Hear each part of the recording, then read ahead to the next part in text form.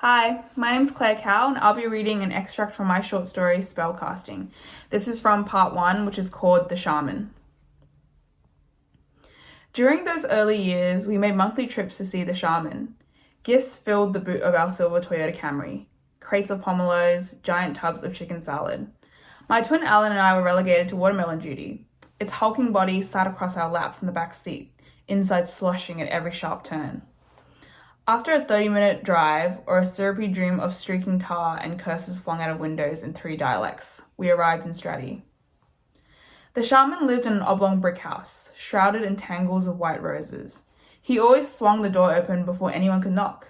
There he suddenly stood, dandelion fluff hair and rickety beige teeth, but also straight-backed, grandfather clock tall.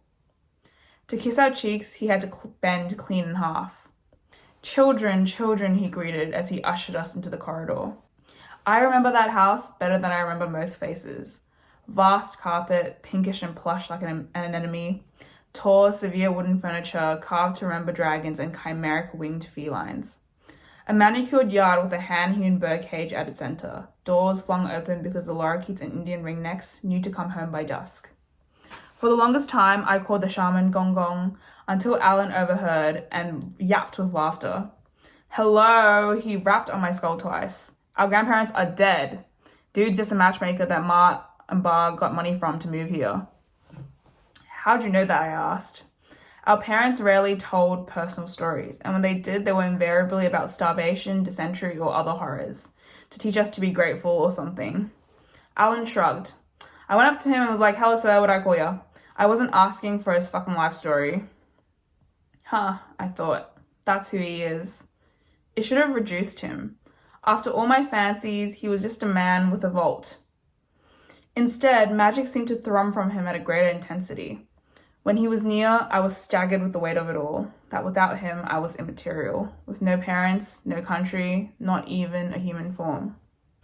Once the shaman caught me staring at him. Khan, he mouthed from across the room. Watch. He reached into the pocket of his silk trousers and drew out a mound of silver coins. Bouncing his palm up and down, he demonstrated the heft. Then, in a fluid motion, he brought his hand to his mouth and swallowed the contents whole. Tremendous hacking noises filled the room, his throat bulging and red. Shoo shoo, Ma and Ba exclaimed, rushing to his side in a panic, their arms wheeling. As for me, I stood still.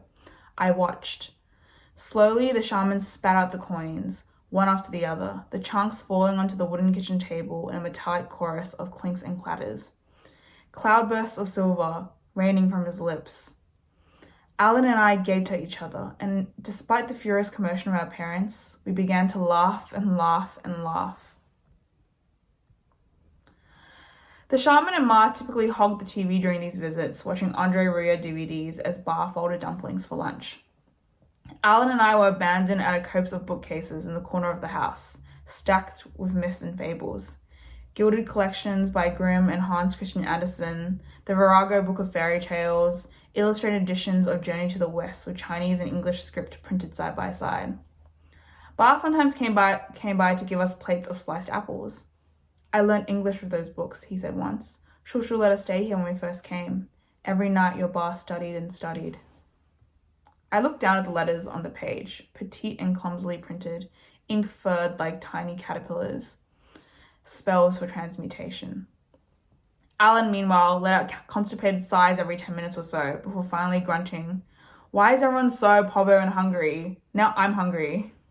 He was right.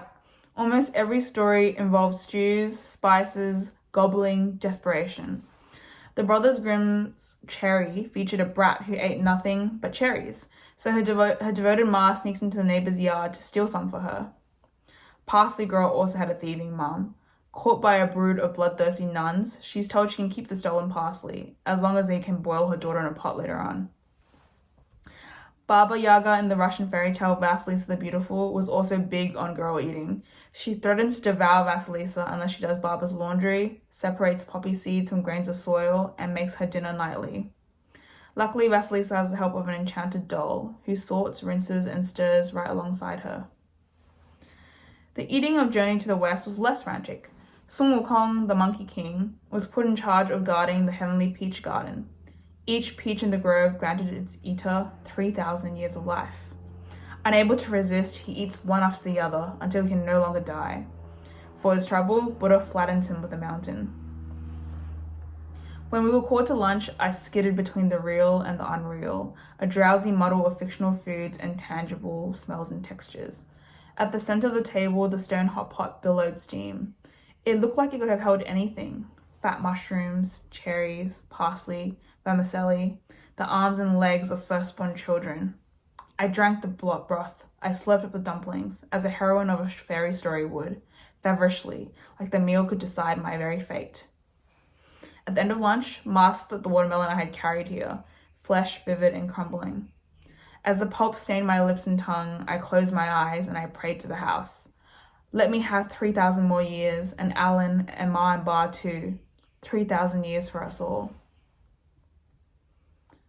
On the last visit I remember, although Alan says we visited many more times after, the shaman tapped me on the shoulder before I could cross the threshold. "Charmaine," he said, "one day I'll need someone to look after those books for me. You seem like the right person. What do you think?" I frowned. I didn't understand then why he'd ever stop looking after the books himself. The shaman didn't seem to exist outside the enchanted house, with its tales, ornate chairs, and vibrant forms of life. But I buzzed with the warmth of his offer. "I think it's a good idea," I told him. "You can trust me." Okay, thank you so much.